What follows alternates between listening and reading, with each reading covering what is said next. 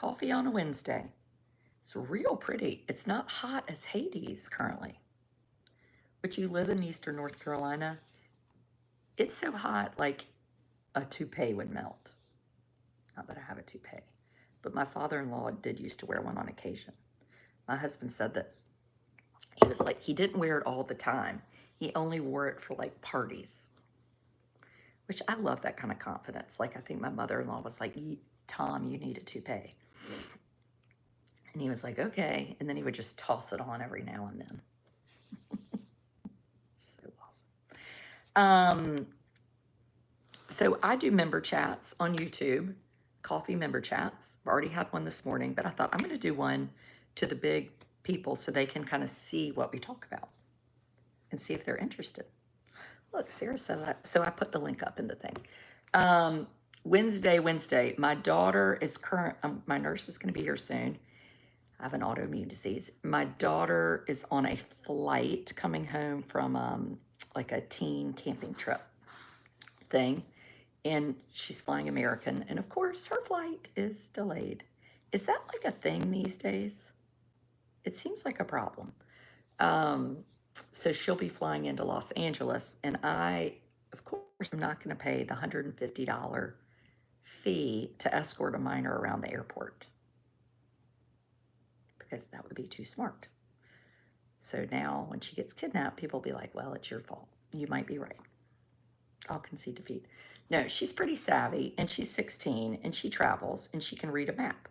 So her flight window to the next flight is like 20 minutes. So I booked her on another flight that I can cancel because I used points or miles or whatever. And she's in the same terminal, so I'm going to encourage her to try to make it. And if she doesn't make it, then she'll just wait. But I don't know. I don't remember this being like a thing back when I was growing up. She has a cell phone. Well, you know what I told her? I told her, just stick close with the people that have the badges on, that their parents are paying, because she had a very close connection when she was flying to the trip.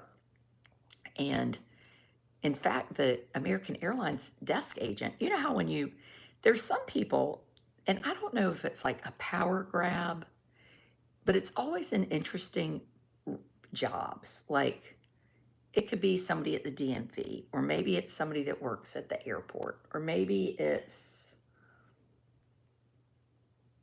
an appointment scheduler somewhere. I mean, or works at a front desk. When you're like, and you can see it on their face, like, so when we took her to the airport, or I took her to the airport, the desk agent was like, she's not going to make her connection. I was like, what do you mean she's not going to make her connection? She has 45 minutes. She's flying into, somebody's calling the police on me. I'm going to call the police on your parents, because you should not have access to the internet without supervision. You small child turd bucket.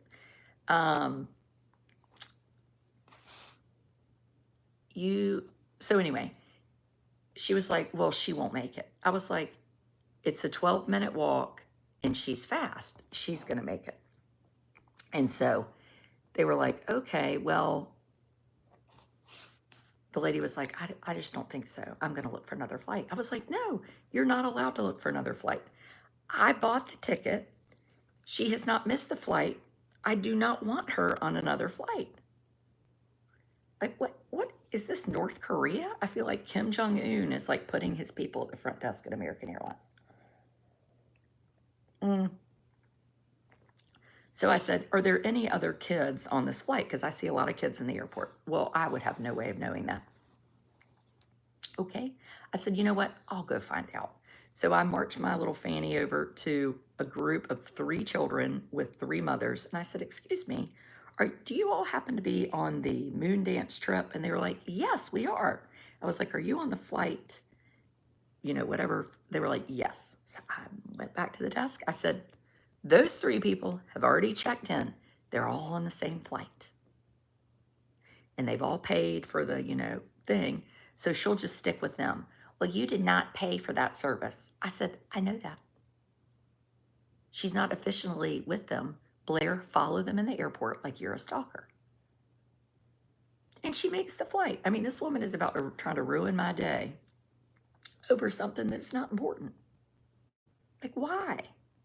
Just because you're like, you know what? I didn't sleep good last night.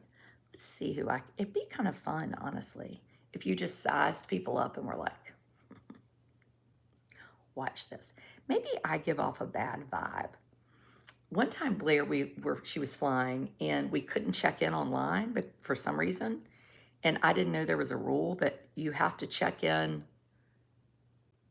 If you don't check in 46 minutes before, you can't get on the flight. Now, if she had checked in online, she could have. It was a really small airport.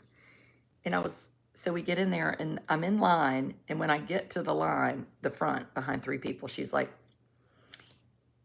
you have to be here 46 minutes before. I was like, it's 45 minutes. I can't do anything about it.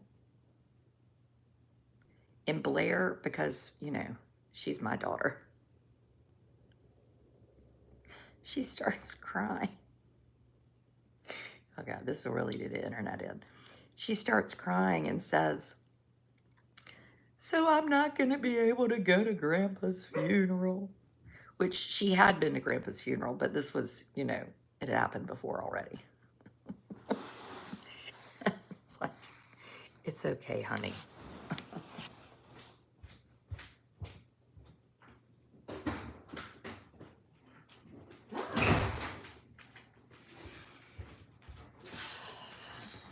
Go ahead. You teach your children to lie.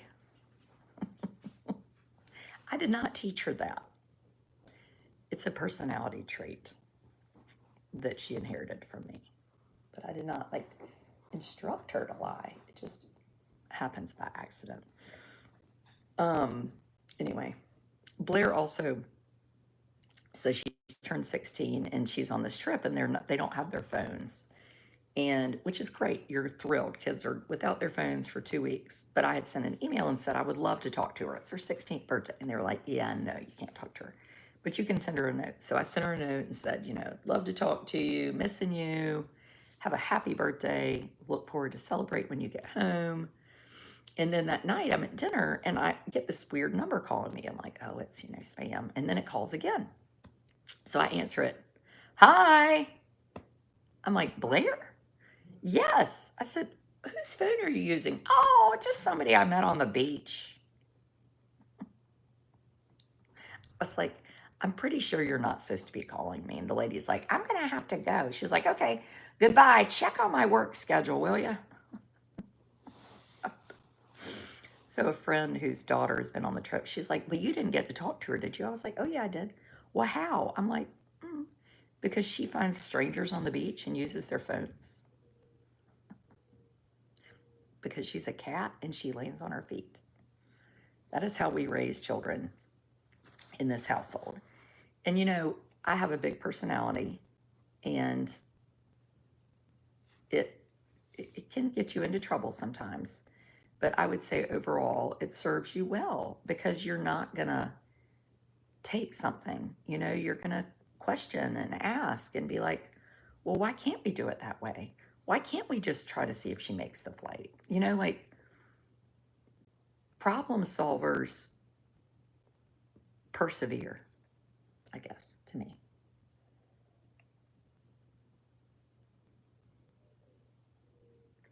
All the bad rule breakers ruin it for the honest paying passengers. I don't even know what that means.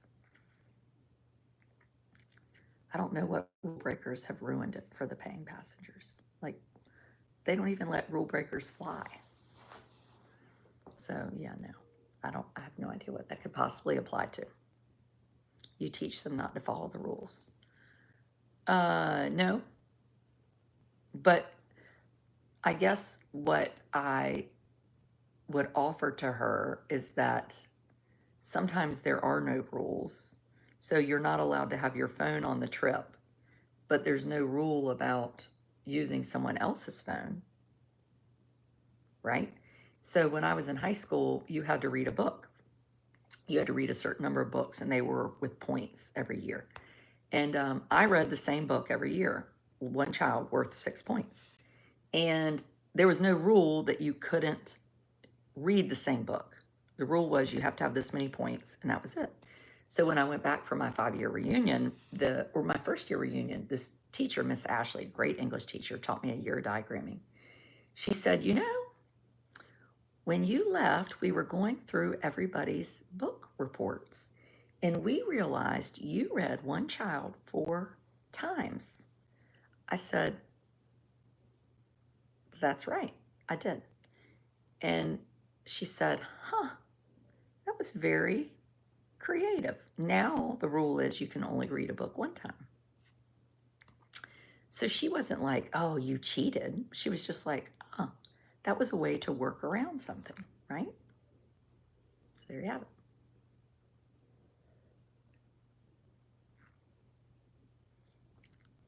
And honestly, I did want to talk to her. And I really did want to talk to her on her birthday.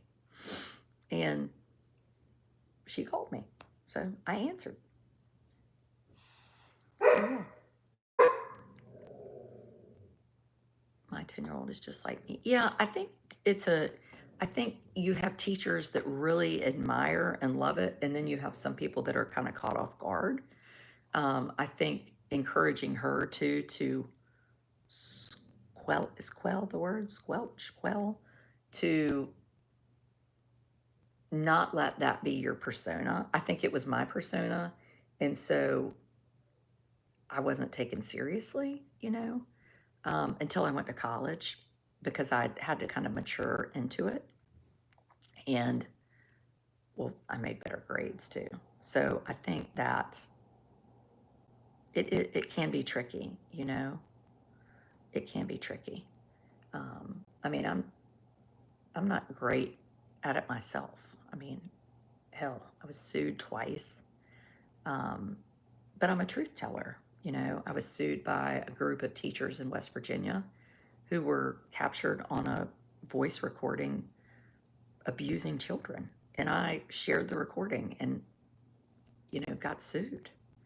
That case was dismissed. I was sued by a group of parents in Georgia who their children were caught on camera and posed with a picture where this young man with different abilities, I would say he was neurodivergent, had ketchup all over him and mustard, and the parents sued me for defamation of their children who duct taped him to a chair. And it's like, do we really live on a planet where, as an adult, you would think, I'm going to sue her for defamation of my child who is responsible for this horrible action? But yes, we do believe that happens, because only somebody's child would do that whose parents would then sue someone for defamation, right? Because if it were my children, sons, daughter, I have a child with a disability, and they posed behind a picture of someone duct taped to a chair with ketchup and mustard, I'm telling you, you would be like, whatever happened to them? Be like, oh, them? Oh, that's a shame. But they're now at a wilderness camp for 3 years. Yeah. If she got caught calling me, she could have been sent home. Kathy, I'm pretty sure that the policy is not, if you call your mother on your 16th birthday, you get sent home. You get sent home for things like drinking or marijuana, not calling your mother on her 16th birthday. I mean, give me a freaking break. No. I mean, if people cannot think beyond the box, you are really going to be limited. Do you think the Jumbotron Kiss camera man will be sued? No. Are you crazy? No. And all these, I mean, if y'all think AI is good, you better watch out. All these statements are AI statements. There was an AI statement from the kisser, and then an AI statement from his wife, And now there are these influencers. I'm going to show you a picture of one. You have to watch out for fake mess because it is everywhere. Hold on, let me find it. There is this AI account. I mean, there's a lot of them on Instagram, and they have hundreds of thousands of followers. Okay, I'm going to show y'all. Right here. She pretend. Now, if I did this picture, I would have like one like. This woman, it's basically a bot. It is a pretend person. How is that possible with 300,000 followers? And here she is at Wimbledon. Mia Zelu. I mean, is this not nuts? This is nuts. Here she is again.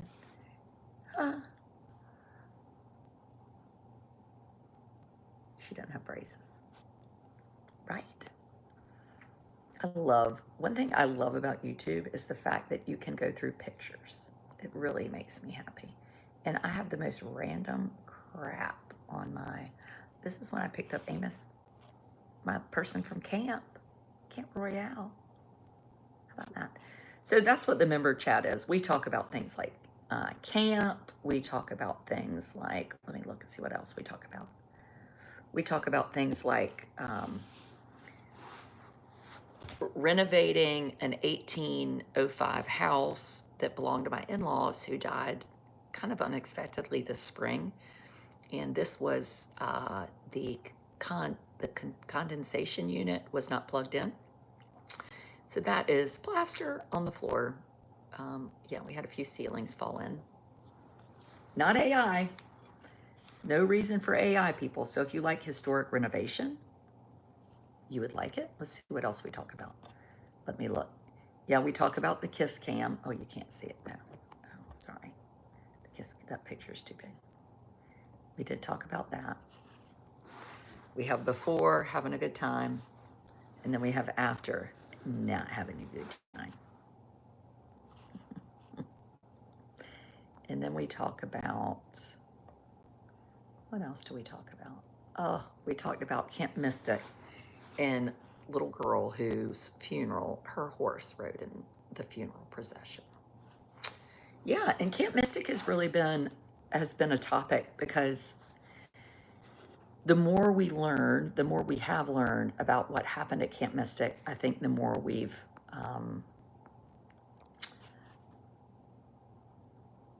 the more sad it is, because if adults had moved children when the flooding started, I would say nobody would die, you know. I'm just really ashamed. Can AI help with college essays? I would never encourage my children to cheat. Now, I might push the rules, but we don't lie and we don't cheat. So that is not happening. Yeah, this is my little fella. So we talk about autism. This is Amos and his service dog, Honor. That's fun. Oh, this is like a picture, a slideshow. Is there anything else that we talk about? Oh gosh, well, this is also Amos. This is Amos's new float. It's a cozy coupe float that obviously is too big. It's a baby float. And I bought it at Walgreens and he loves it. And funny enough, when you have autism and you go to the pool, like, he wants to play with other children, but he doesn't have great social skills. This cozy coupe brings the children to you. It is very popular, and when we went the other day, he played for full 30 minutes, like roughhoused. It's great. So anyway, we talk about that. Is there anything else I talk about? Look at this. We talk about history. So this painting was in my in-laws' house, and darn if it doesn't look like my daughter, right? I think it was my mother-in-law's grandmother. So it would have been Blair's great-great-grandmother. I mean, it looks a lot like my daughter.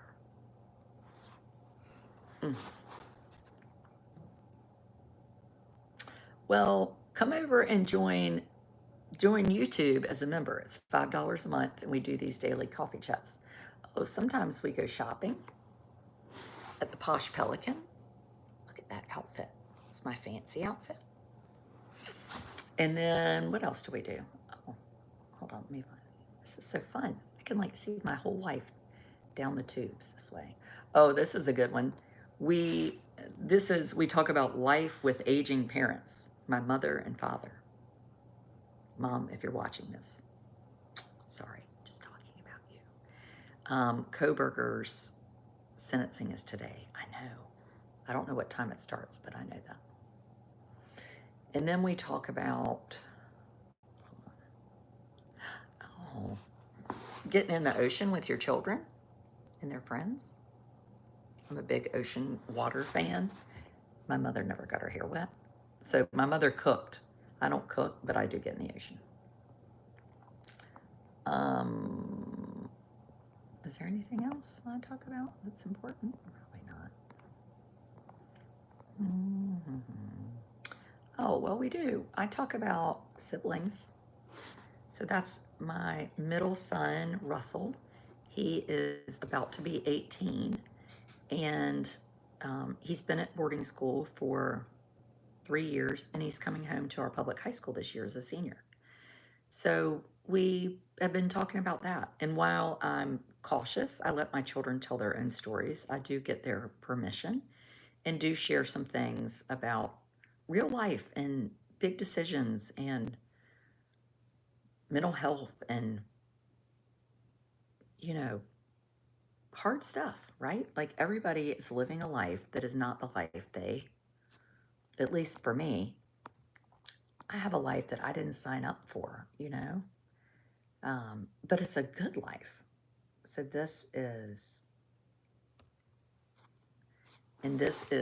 we talk about community. So this is our community in the summer. We have a condo and we have neighbors and we have people that really support us, and Amos and all my kids. And this is Amos at Camp Trinity. Oh, well, you can't see him. He's got the Hulk thing on. That was his counselor last year. 2 years of camp with autism. And then, we talk about children when they were cute and little. Mine were so cute and little. And now they're big and not little and not cute. Now they're just expensive people that send me texts like, can I get a new computer? Mine died. And this is why we can't have nice things. It's true. It's true. It's just true.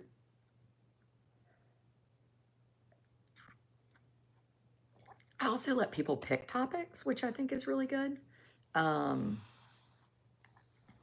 So yeah, I tell you what, if you're watching this video, you become a member today, at least on the $10 level, which is the big Tanda level. So my husband will come on once a week and chit chat with us starting again in the fall. I will send you a signed book.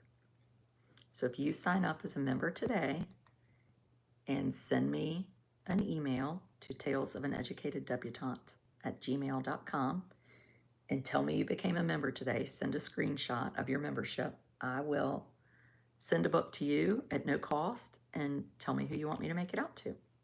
Or if you want me to send it to somebody else in the address. I need to mail 2 anyway, so I'll just wait till tomorrow. So I would love to have some new YouTube members as I move away from Facebook. I just am, I'm Facebooked out. Facebook is AI, and now there's no ad revenue for video. Yes, I have the world's highest microwave. I know. I don't know why it's up there. I didn't put it up there. It's my idea. It drives people crazy. It drives me crazy. It's just what it is. This is all the food we have in the house. We have bananas, donuts, and peanut butter. Oh, and we have cosmic brownies and a chicken bone. Or not a chicken bone, a chicken flavor filled bone. Where that thing came from. So yeah, it's a good group. And the new stuff, so there's some Koberger is being sentenced today, Brian Koberger. And then there is a dentist who is on trial for poisoning his wife with arsenic and cyanide. And get this. Well, one, he does a Google search from his dental office, like that his wife didn't access, to look for those things. And two, he asked his child, will you create a deep fake of your mother asking for cyanide? And the daughter had to come on and testify about that. Like, think how horrible that would be to know, like, my dad asked me to cover for him. He killed my mother. So we talk crime stuff too. The Murdaugh murders. I mean, is Alex Murdaugh going to get Alec Murdaugh going to get a new trial? Nobody knows, but it might, because he and Eddie Smith, Eddie Smith and he were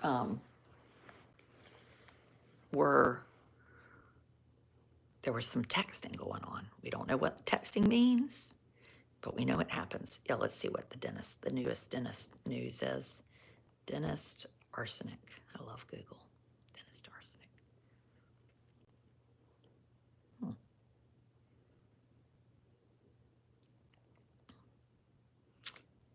I guess, I wonder when it's going to be over. This is all, yeah, poison protein shakes. And then he texted her and said, she said, I don't feel well. And he said, well, I didn't poison you if that's what you're thinking. I can see why you'd be suspicious. Who says that? Who says that? He pleaded not guilty. His defense attorney said, yes, she had poison in her system. Yes, he was having an affair, but he didn't poison her. It was suicide. Suicide. Because a lot of people are like, you know what? I'm going to take some cyanide, and then I'm going to go to the hospital 3 times in 2 weeks and be like, what's wrong with me? You know? Yeah, she said, I feel drugged, to the husband. And he said, given our history, I know that must be triggering. Just for the record, I didn't drug you. But Angela's sister told them that James had drugged her 5 or 6 years ago because he was planning to commit suicide and didn't want her to find him or stop him.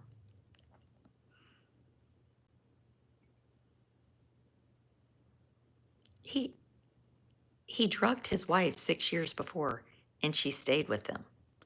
And then she said, after the first time she was hospitalized, it's your fault they treated me like I was a suicide risk, like I did it to myself, and nothing I said could be believed. Because the business partner, Dr. Craig, the dentist, the business partner and his wife were friends with them, and she was sick, and then this package arrived at the office, and Dr. Craig said, you know, I'm getting a personal package, don't open it. But a different employee saw it and opened it, and it was cyanide. He ordered cyanide. And so when that business partner went to the hospital, he was like, I just want to tell you that some potassium cyanide was delivered to our office, and nurses are mandatory reporters, so she called the police. So when the guy was on his way home, the dentist, Dr. Craig, was like, I've heard some disturbing information. Did you say anything to the hospital staff? And this Redfern business partner was like, well, yeah, I said something about the potassium cyanide. And Craig was like, "Oh, there wasn't potassium cyanide in that. I ordered a ring for my wife." But then he was like, well, it was cyanide, but she asked me to order it. And I ordered it, but I didn't think she would really take it. And at that point, the business partner said, you need to stop talking and get a lawyer. right? And he did searches on his computer at the office, which were like, how many grams of pure arsenic will kill a person? Is arsenic detectable in autopsy? I mean, and he was having an affair, and the poor woman was like, I didn't know he was trying to kill his wife. This is terrible. He also tried to kill the prosecutor. He offered $20,000 to like an inmate to kill. I mean, and he was a dentist. Like, you're like, you had to work really hard. And he was in Colorado. So anyway, that's a news story. That's what we talk about over here on the YouTube member chat. Carry on. Everybody have a good day. Find something to be smiley about. Goodbye.